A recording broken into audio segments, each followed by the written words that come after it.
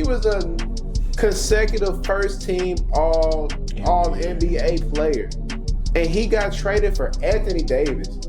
We're not talking about Jokic. We're not talking about LeBron. We're talking about Anthony Davis for Luka Doncic. I could care less about the rest of whatever happened in that trade. You deserve to be fired right on the spot for that trade. I mean, that 2K wouldn't even accept that trade. If the Sliders was all rookie, they weren't going to accept that trade. Hey, what? You know, Brian Daboll come from that New England culture. He was there when Belichick was there. So you already know how Belichick feel. Like, he gonna put it on the players more than the coaches. You see, I understand so that. That's why the players ain't gonna rock with you like that. Like, yes, hold the players accountable, but hold the coaches accountable too.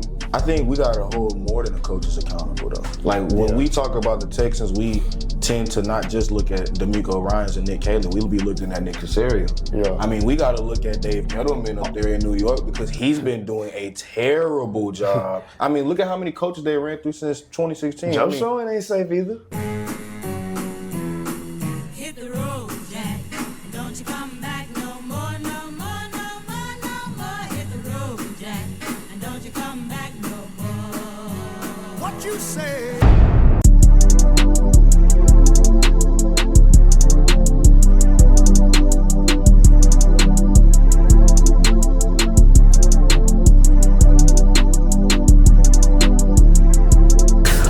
What's your reaction to Nico Harrison being fired as the GM of the Dallas Mavericks? Finally. Dang, I mean, it took long enough. I mean, it was bound to happen. I mean, it was bound to happen. Perfect timing, literally. Perfect timing. There's no way that you trade the culture of Dallas. Like, you already drafted an amazing European Hall of Famer in Dirk Nowitzki. I mean, that was your staple for so long. And then you draft Luka Doncic while you was in that transitioning period of Dirk retiring on his last leg. And then Luka finally grows into his own. He becomes a 30-point, triple-double threat per night. Take your team to the NBA Finals just for you to trade him for a guy that was even more injury-prone. The player for player, it never made sense. I mean, you had guys like Kendrick Perkins on social media talking about the Dallas fleeced the Los Angeles Lakers. Like, what are we talking about here? Like, what are we talking about? Talking about? I'll read it directly. Dallas won in this trade. AD and Kyrie are really going to be special. Plus, they didn't have to give up Lively, Gafford, or PJ Washington. God bless America. Yeah. Let's look at it now and see how we feeling. Kyrie's out. Mm-hmm. AD's always out. Mm-hmm.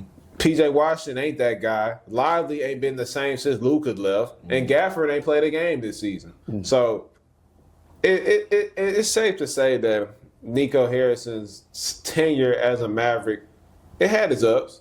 Like, that team went to the final with Nico Harrison as the GM of that team. Yeah. But once you start trying to get too technical and get into business that's out of your hands, that's when he messed up. That was Kobe Bryant's agent. If I wasn't mistaken, Nico Harrison? No. Wait, what? No, he was the Nike rep. He was the Nike rep. Rob Pelinka was Kobe Bryant's agent. But I mean, it's about time. Dallas fans, I mean, y'all can rejoice finally.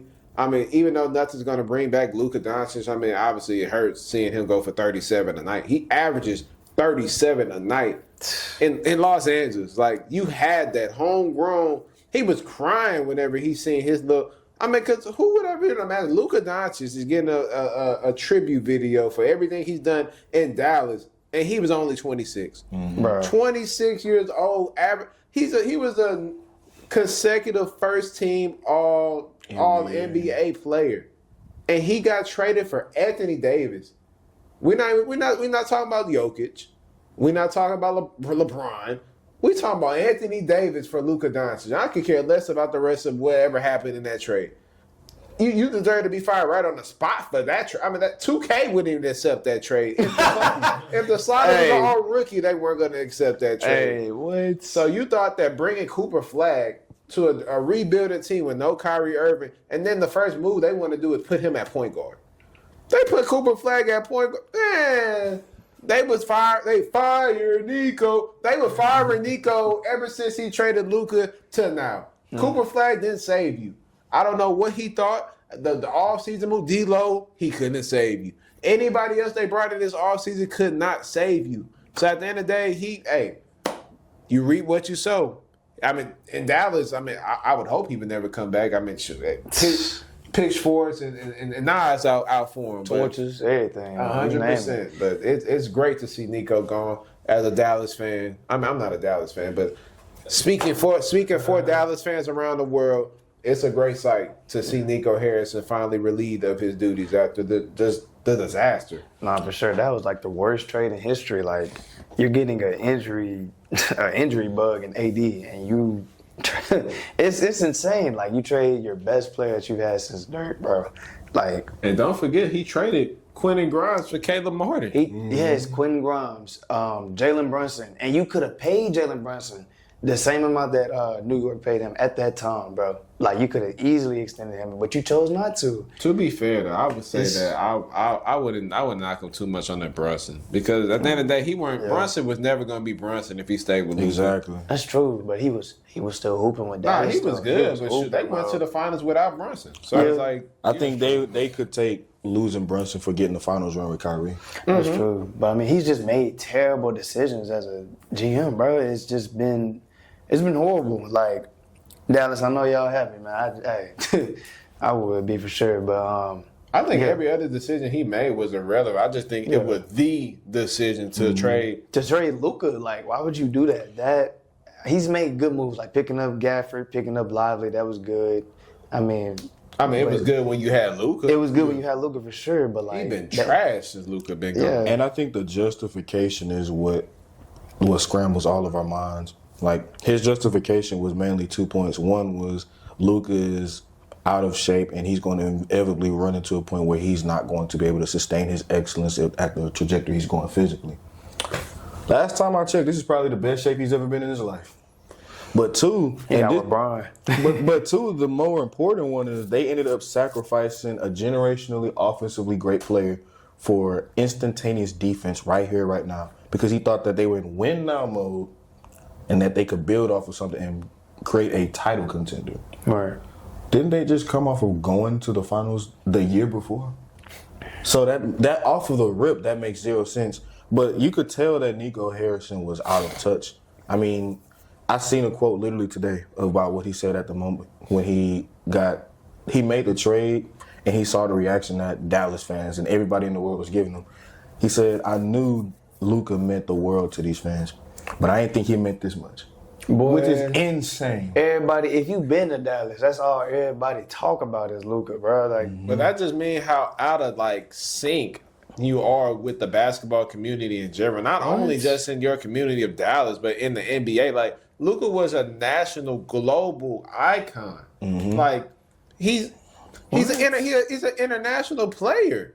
Those don't grow on trees now. They don't. They come in every once in a lifetime, bro. I don't like him. Like, and exactly. To be fair, he was out of shape in LA. I mean, he was out of shape in Dallas before he left, and he was out of shape when he got to LA. I don't care if you're taking a team that hasn't sniffed the finals since Dirk left. That's not my argument either. Like, I 100%, I agree with you saying. You don't trade him. You lock him in the gym and say, hey, you get your body back right. You that video of I think was it Nico taking that beer away from him? No, that wasn't him, but it was somebody. It was the I forgot what his name was. But he's gonna be the interim GM for the moment right now. Mark Cuban? No, not Mark Cuban. Oh. It was some dark skinned dude, but I mean, I want to say that Luka would have locked in and got his body back right, but I mean, let's keep it a beam, man. Like, how long has it been since we seen this Luka? Like, in Dallas, like, how long has it truthfully been? Like, we remember when Luka was giving the Clippers averaging 40, 15, and like 12 a night. And dunking on people. That's what I'm saying. Like, even when they went to the finals, he didn't look physically in shape. Even when he went to that conference finals and he lost to Golden State that year, when he came back 3-2 against the Suns, like, he still wasn't in that shape he was when it was in the bubble and the year after when it was still Porzingis and now. So, like, I think Luka did get to a place of complacency where he didn't train as hard. Or not necessarily train, but he wasn't doing good habits. Eating right and taking care of his body the way he should have. So I think going to LA and obviously like seeing how they treated him, it was like, oh shoot, like, oh y'all thinking me like that. I'm gonna come back even better. So then I can prove to everybody that, hey, like I'm still that guy. Because I didn't know he had it in him, truthfully. I did not know he was able to lose this much weight to look as good as what he's doing now. I didn't know that was still in him. Yeah. He was so good big. Yeah. Like, he was still elite big. It sucks, but this is probably the best thing to ever happen to Luka, if we're being completely honest. It woke him up. Yeah. It woke him up, yeah. And Dallas is missing that scoring aspect. Like, they're shooting terrible from the three-point line, and Luka, I mean, him alone would have boosted that. He would have boosted that. Like, that would have been, I don't know, Dallas would be a different team if they still had Luka. That's all I can say. But, hey, good riddance for Nico Harrison, man. So, speaking of people getting fired, how do you feel about the Giants losing their head coach? See, that one shocks me, in all honesty. I would have at least thought they waited till the end of the season, but I mean, like me and T just said, they done blew 4 games, like where they done had to lead against very good teams. Like the Giants, they're really a sleeper. Like they're a good team, but it's like defensively, bro, their DC is a terrible head coach. I mean, he's a terrible defensive coordinator, bro. Like, why do you have Abdul Carter in the slot playing corner? Like, why is he holding a slot receiver? Like, granted, he played linebacker, but like, why is that man hand not in that dirt? Like, why is he not coming off that edge? Like, what are you doing? Like, it's dumb stuff like that. Like, do injuries excuse losses? It doesn't, because everybody's hurt in the NFL. I mean, this is a game that is literally built on attrition. Injuries, yeah. The strongest teams survive, but you still have to manage some level of major injuries to your squad. But what shocks me about Daboll being fired is, yeah, granted, he has had terrible starts. I think the past few seasons he's had a 2-8 record at some point, which is terrible in a sense, and that calls for the firing of a job. But one, I give him a little bit of grace because of the injuries. I mean, he found his franchise guy, and that seemed like a match made in heaven between him and Jackson Dart, and him and Scatterbull as well, the way that he was utilizing those players. So losing those two, at least Scatterbull, the season-ending injury, and Dart on a week-to-week basis because of concussion, that definitely hurts. But, and he lost his tooth. That's crazy. That boy hit him in the face. Like. But two, I think what also hurts him that I didn't think was going to happen, I didn't think he was going to be the first coach to get hit with the chopping block this season. I would have sworn it would have been Mike McDaniel. Those guys rallied around Mike McDaniel in a way that the guys in New York just haven't done for Daboll. And I think it just truly sucks because at his peak, I mean, we look at Daniel Jones as a relatively decent quarterback now. Back then, he was seen as terrible, and he ended up taking Daniel Jones to a playoff, not a playoff appearance, a playoff win on the road. Like, not to cut you off, but you know Brian Daboll comes from that New England culture. He was there when Belichick was there, so you already know how Belichick felt. Like he's gonna put it on the players more than the coaches. You see, I understand so that. That's why the players ain't gonna rock with you like that. Like, yes, hold the players accountable, but hold the coaches accountable too. I think we got to hold more than the coaches accountable, though. Like, when we talk about the Texans, we tend to not just look at D'Amico Ryans and Nick Haley. We'll be looking at Nick Caserio. Yeah. I mean, we got to look at Dave Gettleman up there in New York because he's been doing a terrible job. I mean, look at how many coaches they ran through since 2016. Joe Schoen ain't safe either. Pat Shurmur, Joe Judge. Just now, Brian Daboll just added to a long list of guys. And this interim coach, I heard a quote earlier a few days ago, like, he gonna end up being treated like a substitute teacher. Everybody love a substitute teacher until he becomes a real teacher. Yeah. So, hey, that's a great quote. I ain't gonna count because that's literally the truth. Real. So when they get an interim up in there and they end up promoting him, it's gonna be the same situation, just like Adrian Pierce at Las Vegas. I ain't gonna lie, I don't think they should have finished there with Brian Daboll. I think they should have. They need to get rid of they need to get rid of Joe Schoen. They need to get rid of Shane Bowen. That is just terrible. Like, The Giants are 2-8 for the third consecutive season. Mm-hmm. And I see why they got rid of Brian Daboll. I mean, Daboll's record with the Giants is 11-33 over the past 3 seasons. Yeah. That is terrible. And I think the spotlight New York holds is literally the exact same thing as being a coach in LA. Like, you're always going to have the fire towards you. You always under pressure. Always. Yeah, you're going to be in that spotlight. Mm-hmm. So, say they turn things around next season. Their coaching is great. The play style is great. They don't have any injuries. Mm-hmm. Are they the top of their division, or are they still second place to the Eagles? I think nobody. Granted, we just talked a whole bunch of crap about Philadelphia. Nobody organizationally is even close to them. And in that division, at least. So they're going to the NFC Championship. I said they're in the division, not the conference. We'll come back to that. But, yeah, so where do you see them in the division if everything goes perfect next season? What, best case scenario, third? Second for sure. That team is stacked. Are they They better? have talent. Are they better than Washington? Yes. A fully healthy Washington? Yes. Yeah, most definitely. Like, I don't know why people was believing in that tonsil stuff. They called us crazy when we got off of them, and now look at them. Oh, no, I ain't talking about just tonsil. Look at Jaden Daniels is hurt, man. That's what I'm saying. God bless. I pray he come back the same. I pray he come back better. But And they called us crazy because we got rid of tonsil, and they drafted the lineman out of Oregon. And they was, oh my gosh, like, you see how Washington, they're doing what they were supposed to do in Houston. Yeah, good look at that one. Good look at that one. Right. It was not good. Okay. Jaden Daniels hurt for the second time this season alone. Exactly. I ain't trying to hear all that, man. For real. Are they better than Dallas, fully healthy? Yes. Like, 100%. is the offense on Dallas' level? Yes. Because both defenses are terrible. I'm looking at it from, just imagine if you have a fully healthy Cam Scatterbull with the Malik Neighbor, Wandale Robinson.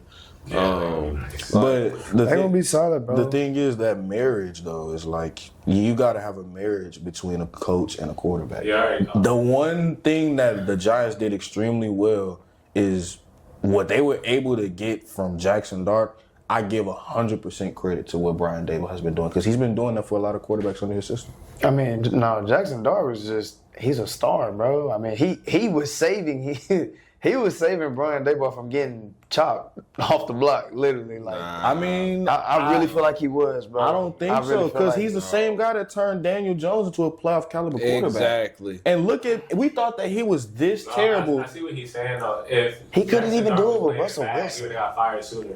That's true, but he made the call of putting him in over Russell Wilson when people thought that Russell Wilson and Jameis Winston were going to be the type of guys to have Jackson Dart wait on the pine for you. Right. He made that call. That wasn't nobody else but him. Exactly. Even in one of the recent games, bro, Dart went down. He brought in Russell Wilson instead of that boy Jameis Winston. And we know Winston at this time of his career is better than Russell Wilson. I think he is. I remember Russ is 2 on the depth chart, so the 2 are always going to go before the 3. Absolutely. Yeah, but I mean, we've seen it's been unproductive for Russ. Like, he's on his way out the NFL. I'm sorry, Russ is one of them ones. He's going to be one of the greats. But, I mean, he's on his way. Like, I would rather put the third string in than him, especially if I know what I'm going to get from him. I think the Giants just in purgatory. Like, they need to clear house, man. Ever since that last Super Bowl with Eli, I mean, 2 playoff appearances? Damn, what was that, 2010? Mm-hmm. Oof. 2011, but even then, it's just like, they just haven't been able to get out of their own way. It's honestly, I don't even know who's the better organization at this point in the city of New York. Is it the Giants or is it the Jets? And it's crazy because the Giants have so much potential on both sides of the ball. Like, even though they GM drafted terribly, like, not all of them. Like, he was a hit. They hit with, Malik Neighbors, Cam Scatterbull, Jackson Dart. I can name multiple guys, but like some of the that draft class with Jalen Hyatt, the receiver out of Tennessee. But that's that draft class was terrible. But that's what I hate about this GM though. Like, he's the guy that got rid of Saquon. Exactly. To the in-division rival. That too. So it's like, he should be gone already. He should have been gone. That's what I'm saying. So it's like, what are we doing as an organization? We can't just put all the onus on the players or on the coaches. It's like, it starts from the top. And Yeah, it most trickles definitely. all the way down to the bottom, bro. Do you feel like Brian Daboll was low-key kind of like scapegoated, though? I don't think he was scapegoated because at the end of the day, his seat was only getting hotter. I mean, you only have one playoff appearance in your tenure, but at the same time, we can all look at your situation and determine that it's not entirely you. Yeah, that's true. You know what I'm saying?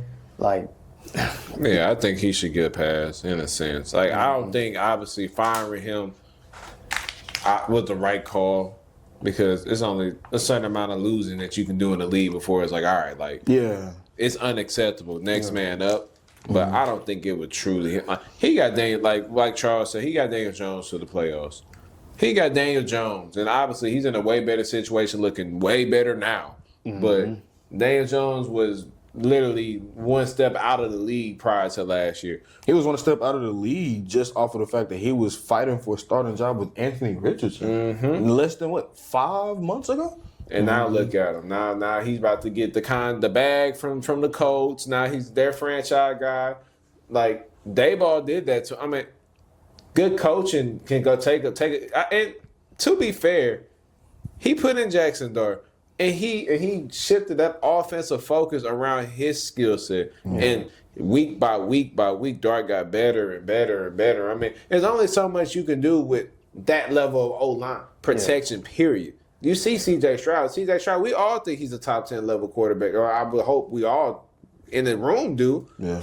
And shoot, he's been getting dragged through the mud because of what? Offensive protection. And then obviously, Dart lost some of his weapons as well. I mean, Neighbors was arguably top 3 before he went out. Facts. Like, Neighbors was killing. So it's like his situation kind of handicapped him where I don't have my top guys. I'd have lost my top running back. I'd have lost my top receiver. Then my tackle, he's coming back from an injury from the offseason that he's on a play count. Like Andrew Thomas was on a play count. Like, it's only so much you can do with that. So it's like, at the end of the day, did he deserve to get fired? Yes, but I wouldn't put too much on. Like Charles said, it's from the top down. And Brian Daboll, if you listening, man, hey, you can come to the Texans, man. It's an OC spot that's going to be available at the end of the year. Just come to the Texans and say, but C.J. Stroud will be more than willing to get the Josh Allen treatment. So if a couple teams were smart, they probably snatch him up to replace the current coaches that's on their roster. it's a lot of coaches that's on the hot seat this year. Well, a couple, I say that for sure. Harbaugh, for sure. If they don't do nothing, Harbaugh might be. After year 2? Hey, I'm talking about the other Harbaugh. I was like, dang. hey, the Prince might get another coach fired. Come on, man. Oh, I can't wait to get into that. That's your boy.